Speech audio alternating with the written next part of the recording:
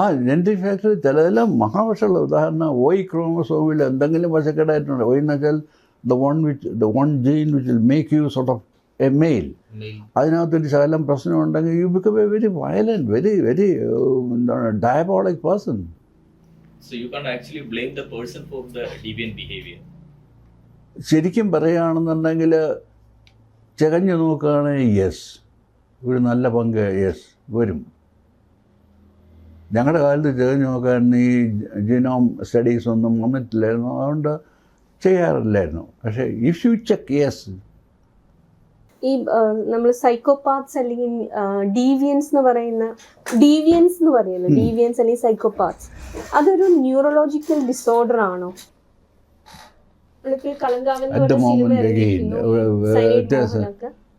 ഈ പ്രൈമറി സൈക്കാട്രിയുടെ ഏറ്റവും വലിയൊരു പ്രശ്നം എന്താണെന്ന് വെച്ച് കഴിഞ്ഞാൽ അത് മെയിൻ സ്ട്രീം മെഡിസിനിലേക്ക് വന്നിട്ടില്ല. ഇപ്പോഴും വരും. കുറച്ച് നാൾ കഴിയുമ്പോഴത്തേക്കും this will be a part of a large spectrum of the science called neuro psychiatry.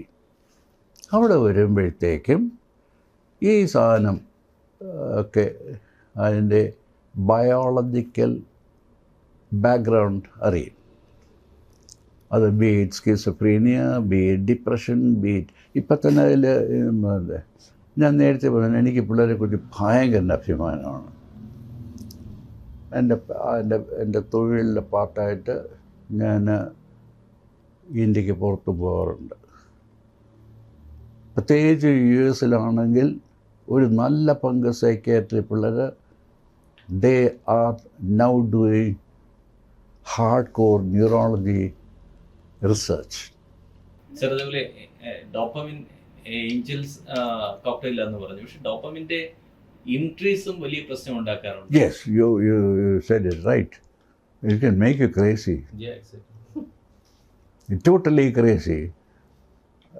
Again, you push me to tell the old stories. That is, ഈ ഒളിവർ സാക്സിൻ്റെ ഒരു പുസ്തകമുണ്ട്, awakening.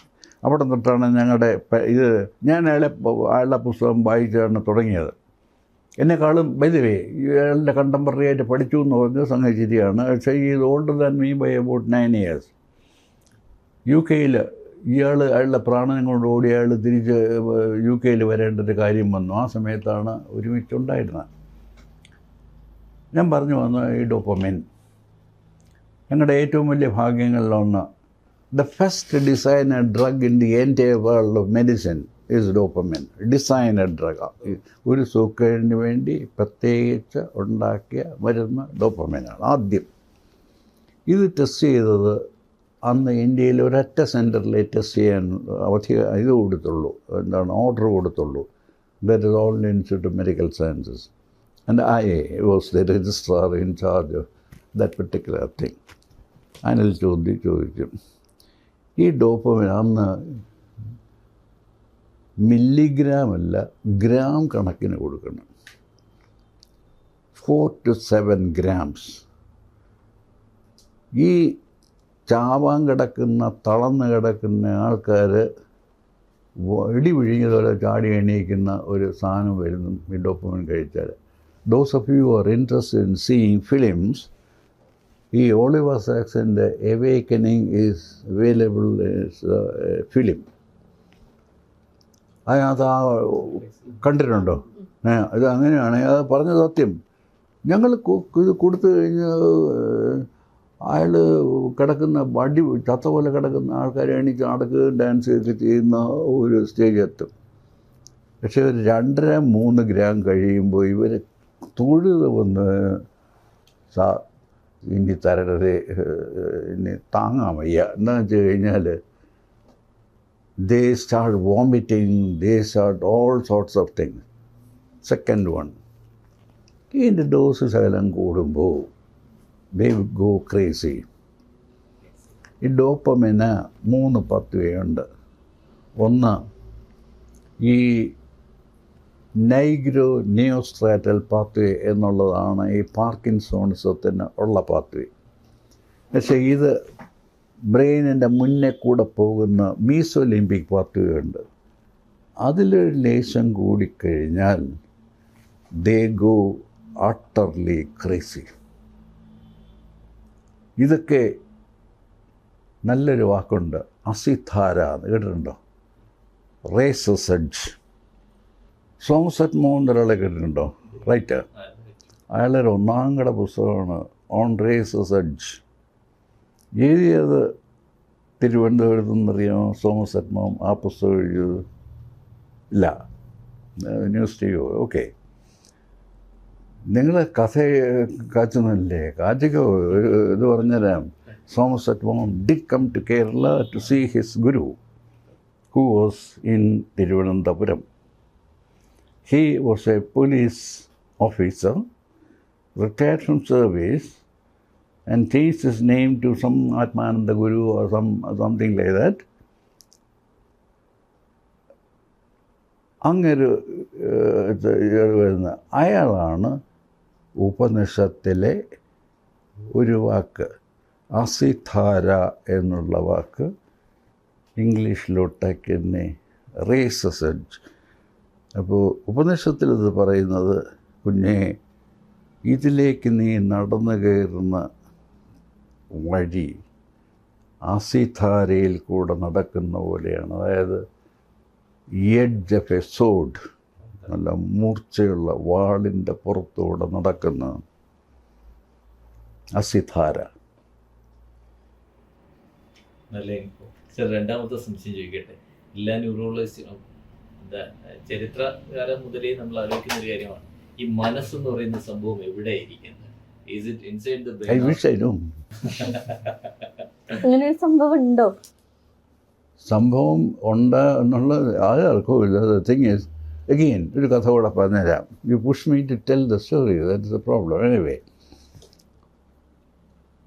The surgeon who did nearly 1,000 brain surgery in one of the greatest hospitals in the world was an American who was not given any facilities, so he went to Canada and started the MNI, one of the greatest institutions of neurological sciences in the world, Montreal Neurological Institute. അയാൾ 1000 surgery കഴിഞ്ഞതിന് ശേഷം അയാൾ അവസാനം പിരിഞ്ഞെന്നേ അയാൾ പറഞ്ഞ ഒരു സങ്കടമുണ്ട്. Having done this much, അയാളാണ് ആൾക്കാരുടെ സർജറി ചെയ്തുകൊണ്ടിരിക്കുമ്പോൾ ആൾക്കാരെ പാട്ട് കേൾപ്പിച്ചതും പാട്ട് പാടിച്ചതും പാട്ട് ഓർമ്മിപ്പിച്ചതും ഓർമ്മ കളഞ്ഞതും എല്ലാം അയാളാണ്. After having done this much of thing, I do not know where the heck the stuff called mind situated. അയാളൊരു പുസ്തകമുണ്ട്, worth reading by anything, No Man Alone. അയാൾ മരിക്കുന്നതിന് ഒരാഴ്ചയ്ക്ക് മുമ്പ് അത് തീർത്തു. Published after his death, posthumous, No Man Alone. എനിക്ക് തോന്നുന്നു the only copy of No Man Alone available should be with me. Here, at least, in this part of the world, in Kerala. Sir, അടുത്തത് ഒരു കുറച്ചുകൂടെ silly ആയിട്ടുള്ളൊരു സംശയമാണ്. അതായത് sir നേരത്തെ brain taking decisions എന്ന് പറഞ്ഞു. Brain has got A mind of its on. അതായത് ഈ ഇൻഡിവിജ്വലിന്റെ ഒരു കോൺഷ്യസ്നസ് അല്ലാതെ does the brain take it's on decision? സത്യമായ ഉത്തരം എനിക്കറിഞ്ഞൂടാ, പക്ഷെ ഞാൻ ഡീറ്റെയിൽ ചെയ്ത് തരാം. ഈ ചങ്ങാതി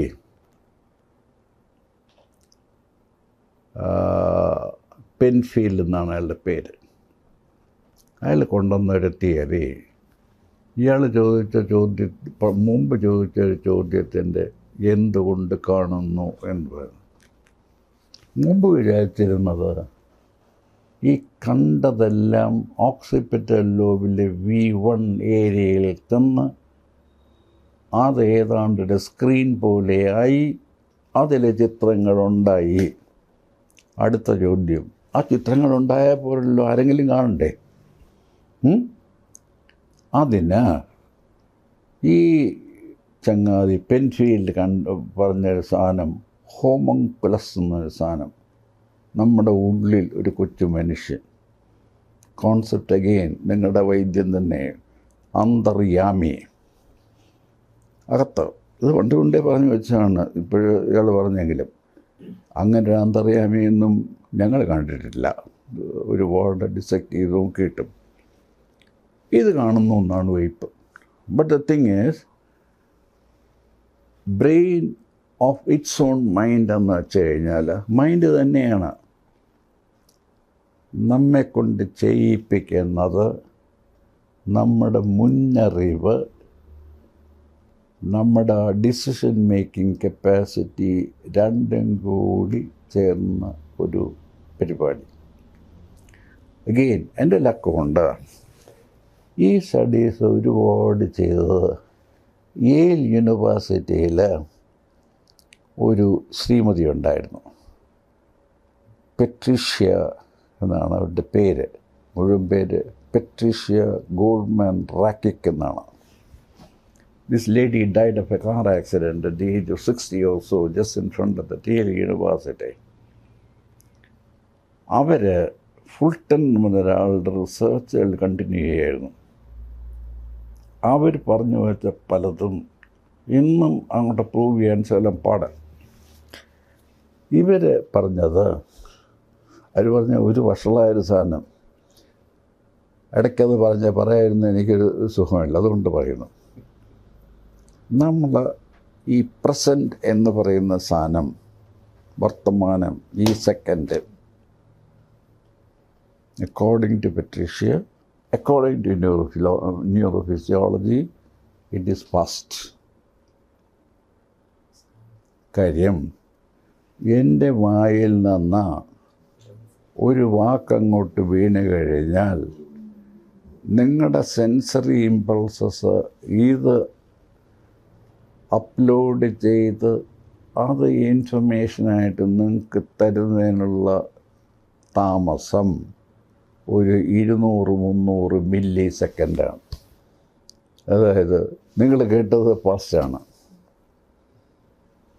നിങ്ങൾ കേൾക്കാൻ പോകുന്നത് നിങ്ങൾക്ക് മനസ്സിൽ ഊഹിക്കാൻ പറ്റും. അതാണ് അടുത്ത തമാശ. അവിടെയാണ് പെട്രീഷ്യ പറഞ്ഞത്. അതായത് the frontal lobe of the brain decides what is the next word which is likely to come from me, the next person. Will you believe? ഇയാൾ വിചാരിക്കുന്ന സാധനം എൻ്റെ മനസ്സിൽ കൂടി അറിയാതെ പറയുന്നുണ്ടെന്ന് ഞാൻ പറഞ്ഞാൽ വിശ്വസിക്കുമോ? യെസ്, പറ്റും. It is called theory of mind. അതായത് എമ്പതി എല്ലാം കൂടിയ കാര്യം. The thing is it is possible.